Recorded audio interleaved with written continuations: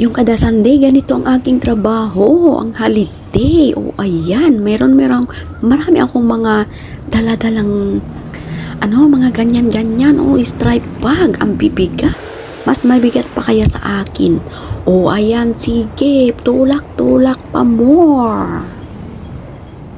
O ayan, sinong gustong sumabay sa akin para sabay-sabay tayong magkaroon ng ganyan. O, yung tulak-tulak na ganyan. May nagtanong sa akin, ba't napakasipag mo? Sabi ko naman, sayang kasi yung mga lumilipas na panahon na hindi natin ginagamit. May nakuha kasi akong idea sa mga langgam na tuwing summer sila nag-iimbak ng mga pagkain. Para sa tag-ulan, marami na silang tambak na pagkain, o diba? Parang ganun lang din. Na habang malakas tayo, sige, banat ng banat. Huwag sayangin yung mga panahon na malakas pa tayo at bata pa tayo.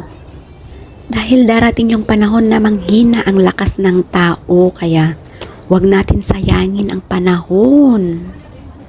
Kailangan mayroon po tayong ipon para sa pagtanda natin kasi kawawa tayo pagka wala na tayong lakas at hindi na tayo nakapag-ipon.